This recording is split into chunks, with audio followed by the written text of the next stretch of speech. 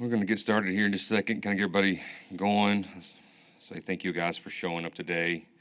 It's not a fun place to be. I gave y'all an update back several months ago in regards to an ongoing investigation inside of our department involving firearms, and just kind of a quick synopsis to catch everybody back up on that. In April of 23rd of 2024, agents with Homeland Security seized a firearm that was attempting to go across the border. In the course of that, investigation, it showed that that firearm was traced back to the San Angelo Police Department through an ATF surrender.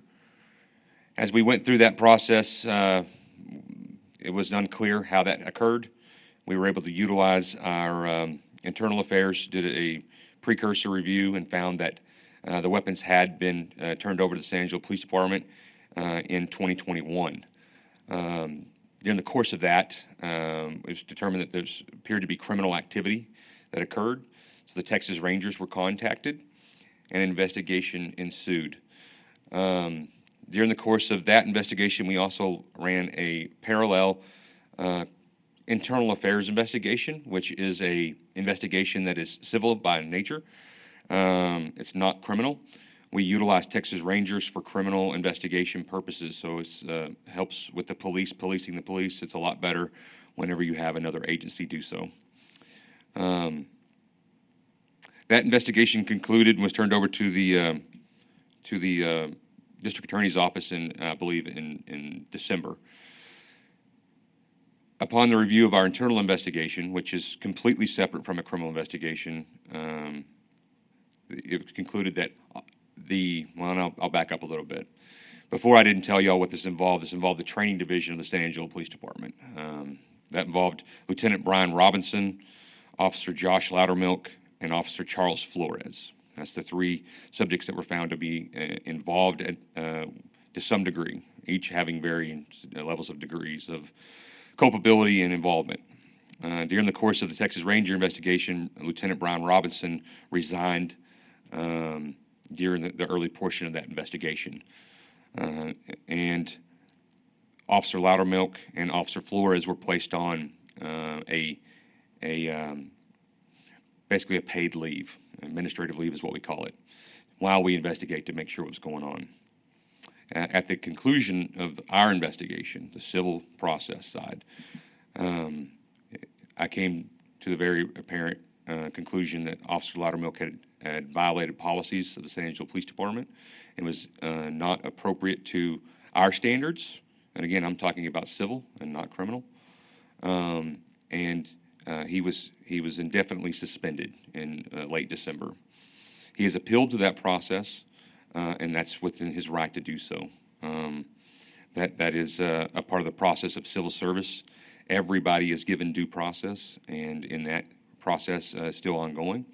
So I can't go into just grave detail, but I did tell y'all back in, I believe it was October, that I would give you the information on the names and who was involved and where we're at. So I ran on accountability and transparency, so we're acting it out. And it's hard to be transparent whenever you know these individuals and you know that this is in itself going to cause issues. And this is not to disparage them.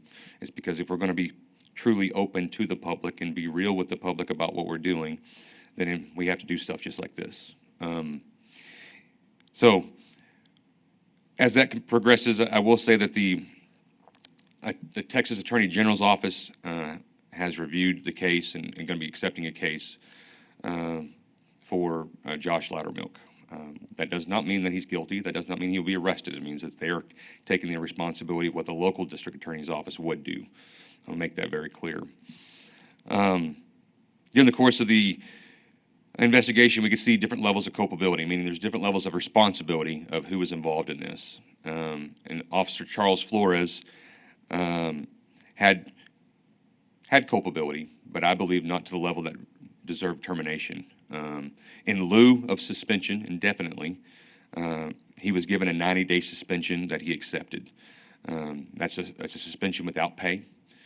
And through this process, we have done an inventory of the training division and showed that we have everything else. We have new staff in there. Some new procedures are in place to make sure this never happens again. And I want to make it clear that this is something that took place long before I took office, and it's not something that I wanted to have being a part of my first 6-7 months. But we will take it on in stride and move forward as a department and as a community. When it comes to any further criminal, I don't have really much I can add to that. I know you'll have questions on that. It's not something that I'm at liberty really to talk about. The Texas Attorney General, I'm sure, will have their opinions and thoughts, and we'll have to go through the Public Information Officer. What we concluded was our own civil investigation, and also that we were not involved in smuggling these weapons. It was through a process that they were relinquished inappropriately, but there's no connection to the federal investigation and ours. I want to make that very clear. I know last time we kind of talked about that, but I want to make it super clear that the guns going across the border and how they got there, we're not connected with that. What we did was we had some violations that we dealt with where those guns were sold at a gun show in Midland, Texas, I believe. So make that clear. And I will go in with questions.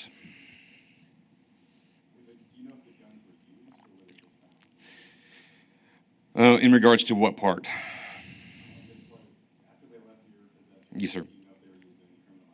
Not that we know of. I would be straightforward and transparent. Is that there's 2 weapons that we have listed as being stolen that are currently still being investigated, and leads have kind of slowed on that. As soon as that could come up in 5 days or 5 years. I mean, we never know when it's going to happen. But as of right now, none of them were involved in that. So just to be clear, the officers that you named that either resigned or just on leave was only from the civil case and no. Yeah, and that's why it's so important to understand, because the due process, the civil process, is what we do. So like when we're talking about Civil Service Commission, right, it's in the name, we do a civil investigation to conclude whether or not there's violation of rules of the San Angelo Police Department, which is separate than that of criminal aspect. I'm not saying that there's not criminal, but I'm also not going to speak on the criminal because we did not do the criminal. Criminal investigation was done by the Texas Rangers and then turned over to the District Attorney's Office, and the District Attorney's Office forwarded that to the Texas Attorney General. If there's any further investigation to be done, the Texas Attorney General would be responsible in that regard. And so I can't really speak to what will happen or not happen. It is my understanding, yeah. It's been reviewed by them already, and they said they were going to accept the case. Okay. Yes, ma'am. So I'll get you the exact date. It was the 3rd week of December for Josh Loudermilk, and his was an indefinite suspension. And the suspension for Officer Blue Flores started yesterday, and it will go for 90 days.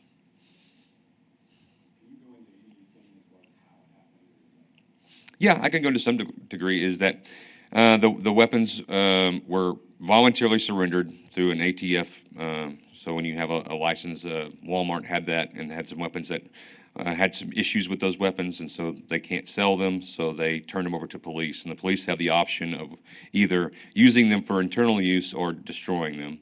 And in this case, some procedural things did not occur, and they were given to the training division without any real oversight.